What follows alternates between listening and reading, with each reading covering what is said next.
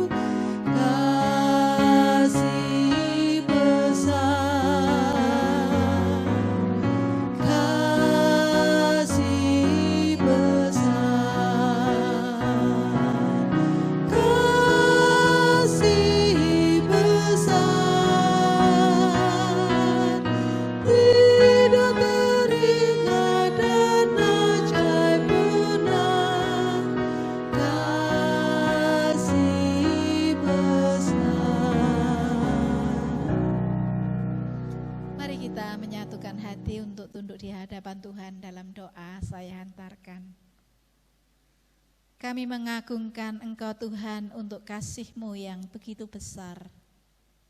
Engkau Allah yang senantiasa menggenangi kami dengan cinta kasih-Mu yang tak pernah bertepi.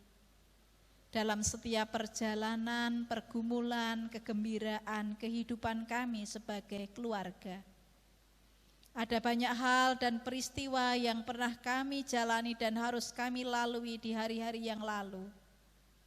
Kalau saat ini Engkau memberi kami kuat, Engkau memberi kami cukup, Engkau memberi kami sehat. Ini adalah karena kasih-Mu yang besar. Karenanya kami mengagungkan Engkau dan memuji nama-Mu Tuhan. Kami bersyukur Tuhan kalau saat ini Engkau telah satukan kami dalam persekutuan doa dalam rangka bulan keluarga. Kiranya ini semakin meneguhkan cinta kasih di dalam keluarga kami, supaya keluarga kami mampu mengekspresikan cinta kasih Kristus. Kami juga rindu atas sapaan cinta-Mu melalui firman-Mu. Hadirlah di tengah-tengah kami, kuasai kami dengan Roh Kudus-Mu, supaya firman yang kami dengarkan dapat termeterai dan kami lakukan dalam kehidupan kami secara pribadi pun keluarga kami. Dalam nama Tuhan Yesus kami berdoa. Amin. Ibu bapak, saudara-saudara dan anak-anak yang dikasihi Tuhan, firman Tuhan yang bersama-sama akan kita renungkan saat ini sesuai dengan tema yang ditetapkan, rasa sesal yang menyiksa. Saya ambil dari kitab Markus 14 ayat 66 sampai dengan ayat yang ke-72 yang demikian bunyinya. Pada waktu itu Petrus masih ada di bawah di halaman, lalu datanglah seorang hamba perempuan imam besar. Dan ketika perempuan itu melihat Petrus sedang berdiam, ia menatap mukanya dan berkata, "Engkau juga selalu bersama-sama dengan Yesus, orang Nazaret itu." Tetapi ia menyangkalnya dan berkata, "Aku tidak tahu dan tidak mengerti apa yang engkau maksud." Lalu ia pergi ke serambi muka dan berkokoklah ayam. Ketika hamba perempuan itu melihat Petrus lagi, berkatalah ia pula kepada orang-orang yang ada di situ, "Orang ini adalah salah seorang dari mereka." Tetapi Petrus menyangkal pula. Tidak lama kemudian orang-orang yang ada di situ berkata juga kepada Petrus, "Engkau ini pasti salah seorang dari mereka, apalagi engkau seorang Galilea." Maka mulailah Petrus mengutuk dan bersumpah, "Aku tidak kenal orang yang kamu sebut-sebut ini." Dan pada saat itu berkokoklah ayam untuk kedua kalinya. Maka teringatlah Petrus bahwa Yesus telah berkata kepadanya sebelum ayam berkokok 2 kali, "Engkau telah menyangkal aku 3 kali." Lalu menangislah ia terseduh-seduh. Demikianlah firman Tuhan. Ibu bapak, saudara-saudara yang dikasihi Tuhan, dalam perjalanan hidup kita, apakah kita pernah mengalami sebuah penyesalan? Ada sesuatu yang kita sesali dalam hidup ini. Saya yakin setiap kita pernah menyesal karena apa yang kita lakukan. Ada orang yang mengatakan, "Seandainya aku dulu memilih jalan ini, pasti keadaanku tidak seperti ini. Seandainya dulu saya bergaul dengan orang-orang yang positif, saya tidak akan terpengaruh dengan lingkungan yang ternyata membuat saya terjebak dan sulit saya keluar dari lingkungan seperti ini. Seandainya saya dulu menggunakan uang saya sebegitu bijaksananya, maka dalam masa pandemi ini saya masih bisa bertahan." Dan tentu masih banyak hal lain yang membuat kita pernah menyesal. Saya pernah membaca sebuah ungkapan hasil penelitian yang menyatakan apa sih yang sebenarnya paling disesali orang dalam kehidupan ini. Ketika seseorang sudah berada pada usia lanjut dan diteliti, apa sih yang membuat orang-orang dalam usia lanjut pernah merasa menyesal? Setidak-tidaknya ada 4 hal. Yang pertama, ternyata cukup banyak orang dalam usia lanjut menyesal karena dulu ketika muda tidak bekerja dengan keras. Masa muda ketika mereka diberikan peluang, kesempatan untuk berkarya, untuk mengekspresikan potensinya, rupanya banyak yang tidak menggunakan itu dengan baik. Justru digunakan untuk bersantai, bermalas-malasan, dan ketika tua akhirnya menyesal. Karena ketika masa muda tidak bekerja dengan keras. Itu yang pertama. Yang kedua, hasil penelitian menunjukkan yang disesali adalah ketika mereka tidak mendidik anak mereka dengan baik. Setelah tua baru menyesal. Seandainya dulu ketika anak-anak saya masih kecil, saya mempunyai waktu yang cukup untuk mereka. Bersendau gurau, bermain, berdialog dengan mereka. Tentu relasi saya dengan anak-anak tidak sekering saat ini. Seandainya dulu ketika anak-anak saya masih kecil, saya menjadi teladan iman, saya menjadi teladan kehidupan bagi anak-anak saya. Tentunya anak-anak saya tidak seperti saat ini. Seandainya dulu ketika anak-anak masih muda, saya tidak suka marah-marah pada anak-anak. Tentu saya mempunyai relasi yang dekat dengan anak-anak. Tapi anak-anak sudah terlanjur terluka rupanya dengan saya. Itu yang kedua. Yang ketiga, menyesal karena tidak memberi perhatian dan mencintai dengan cara yang memadai terhadap pasangan. Diberi pasangan tetapi tidak memperhatikan dan mencintai dengan sungguh-sungguh. Bahkan terkadang kasar, sengol, gampang tersinggung. Begitu pasangan hidup meninggal, maka terpuruklah orang itu. Mungkin suami atau istrinya. Seandainya dulu saya memperhatikan dia lebih baik. Dan yang keempat, saudara-saudara, dalam masa senja cukup banyak orang yang menyesal karena ketika masih muda tidak menjaga kesehatan. Setelah tua, rupanya penyakit dengan mudah datang, bahkan kalau kita renungkan, bukankah penyakit di masa tua itu sangat dipengaruhi oleh pola hidup, pola makan, termasuk apakah ketika muda kita mau membiasakan diri untuk berolahraga. Hanya persoalannya nasi sudah menjadi bubur. Waktu tidak bisa berulang dan diulang lagi. Keadaan sudah sulit untuk diubah karena sudah terlanjur. Ya, yang namanya penyesalan itu seringkali memang datang di kemudian hari, bukan di depan tetapi di belakang. Lalu sebenarnya apa itu menyesal, saudara-saudara? Menyesal itu adalah perasaan bersalah atas apa yang pernah kita lakukan. Padahal kalau kita tidak melakukan itu, keadaannya itu lebih baik.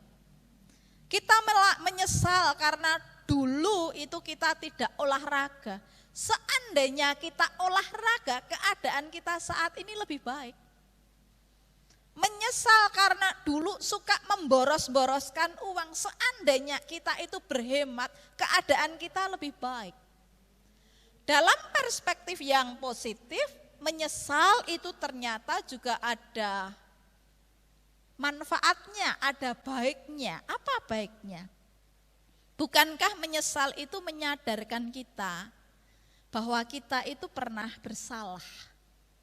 Bersalah, menyadari kesalahannya dan menyesal. Ini penting. Karena sangat repot ya kalau ada orang yang salah, tahu salah, diberitahu bahwa dia salah. Tapi dia tidak menyadari kesalahannya dan gak pernah menyesal, gak pernah merasa bersalah, repot. repot orang kayak gini ini.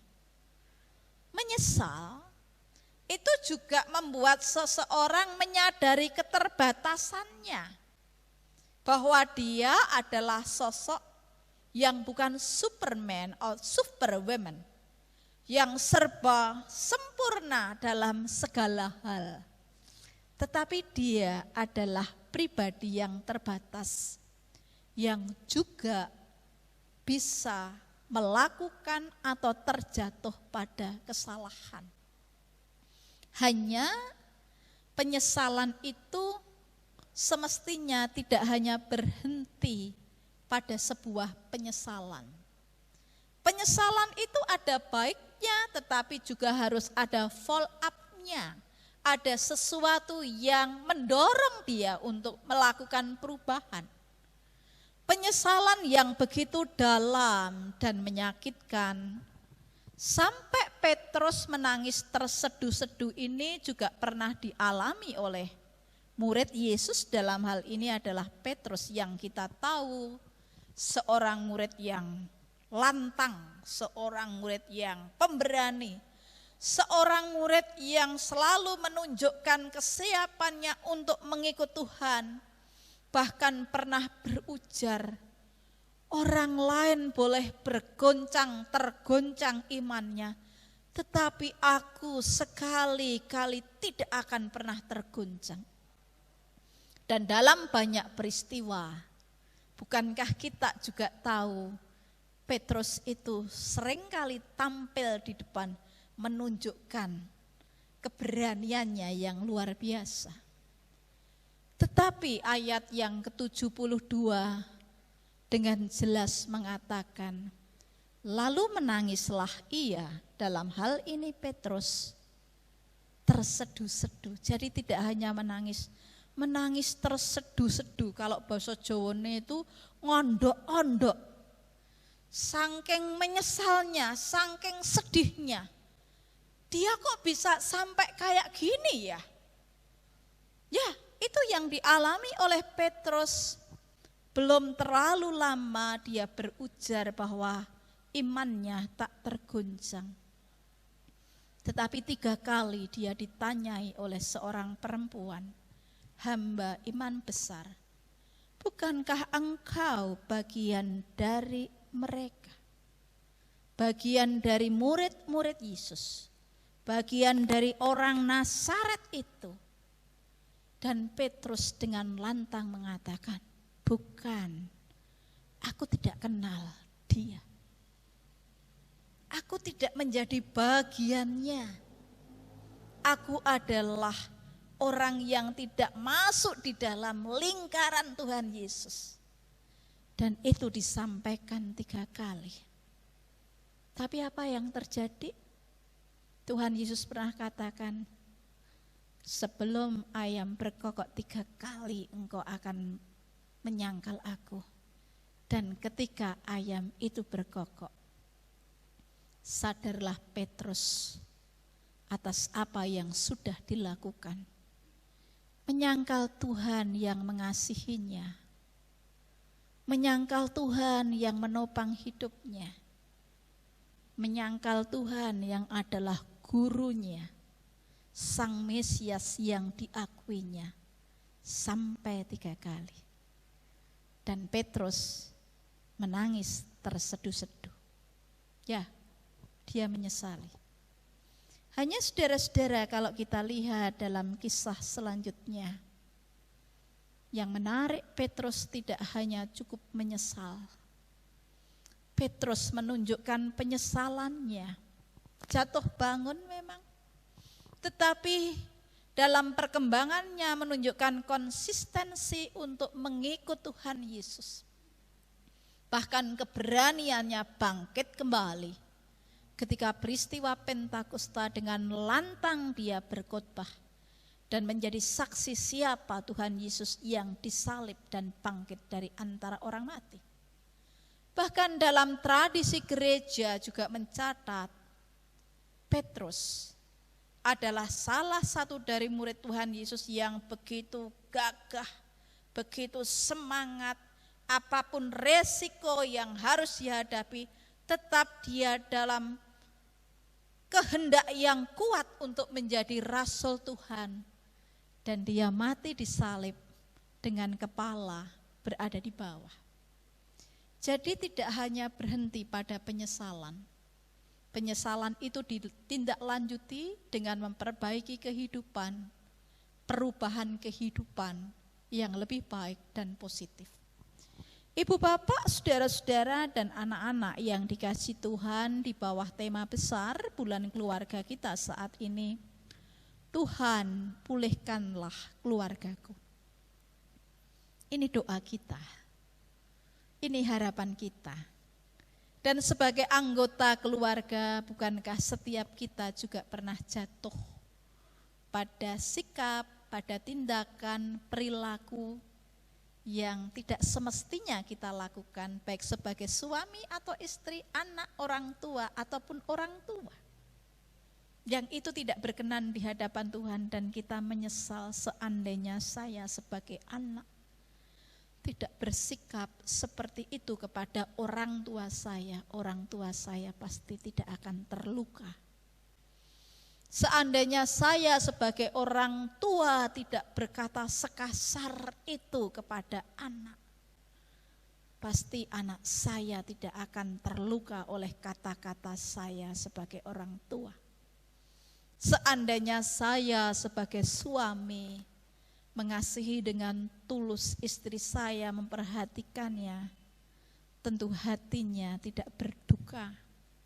Seandainya saya sebagai istri mengasihi dengan ikhlas suami saya, tentu keadaan keluarga kami menjadi begitu indah. Tapi masih ada kesempatan, Tuhan pulihkanlah keluargaku. Ada banyak mungkin yang kita sesali. Penyesalan itu sinyal yang baik untuk kita menyadari kesalahan kita, memperbaiki kelakuan kita, supaya dari berbagai situasi yang sulit dan tidak mudah, bahkan keterpurukan ini, Tuhan pulihkan keluarga kita. Tuhan memberkati. Amin. Mari kita bersama-sama memuji nama Tuhan dari PKJ 40. Bait yang pertama dan yang kedua, kasihanilah aku yang lemah.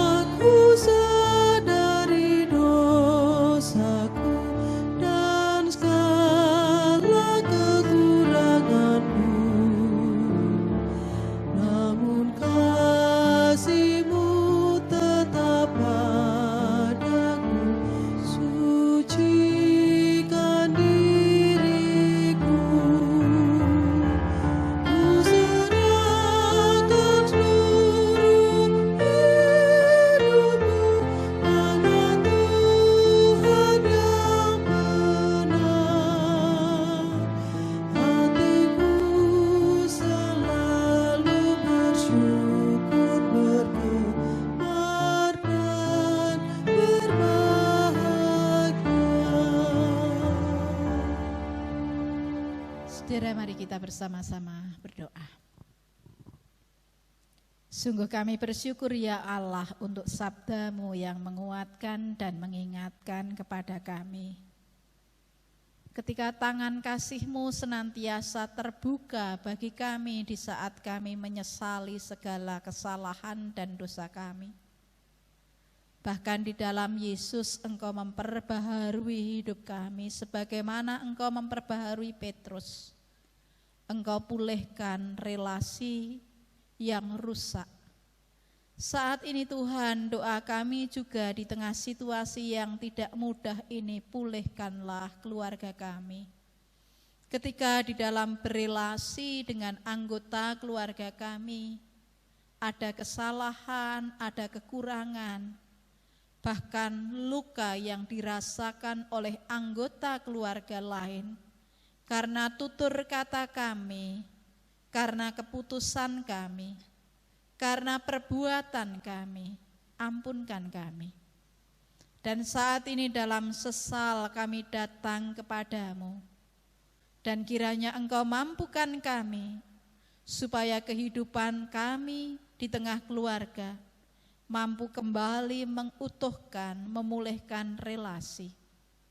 Saat ini Tuhan, kami sungguh berdoa untuk keluarga kami. Ada banyak peristiwa yang harus kami hadapi di hari-hari yang lalu. Ketika kami sampai pada titik ini adalah kemurahan, penyertaan, dan rahmat-Mu. Kami memohon, berkatilah keluarga kami dengan kesehatan, kecukupan, dan rahmat. Berkatilah keluarga kami supaya hidup dalam kebersamaan, dalam kesehatian untuk saling menopang satu dengan yang lain. Berkatilah keluarga kami dengan segala karya dan pekerjaan yang dilakukan oleh anggota keluarga kami, supaya melaluinya Engkau memberikan rezeki cukup dan hidup yang layak. Berkati anak-anak kami yang merenda masa depan, hamparkan masa depan yang penuh pengharapan. Ketika keluarga kami menghadapi pergumulan, jatuh dalam keterpurukan karena berbagai hal, baik secara batin, perekonomian maupun relasi, pulihkanlah keluarga kami. Saat ini kami juga berdoa Tuhan, dalam ikatan kebersamaan dengan anggota keluarga lain, sebagai jemaat GKJ Manahan pun Klasis Kartasura, Sinode GKJ dan GKI. Ketika kami berada dalam masa bulan keluarga, kiranya setiap gerak masa bulan keluarga semakin mengutuhkan, menyatukan dan memulihkan keluarga-keluarga milik-Mu. Kiranya keluarga-keluarga kami pun menjadi berkat di tengah kehidupan masyarakat. Sekiranya ada pergumulan-pergumulan yang dialami oleh keluarga, terang-Mu bercahaya. Dalam nama Tuhan Yesus kami berdoa. Amin. Kembali kita akan menaikkan pujian dari PKJ 289 bait yang pertama, kedua, dan keempat. Keluarga hidup indah.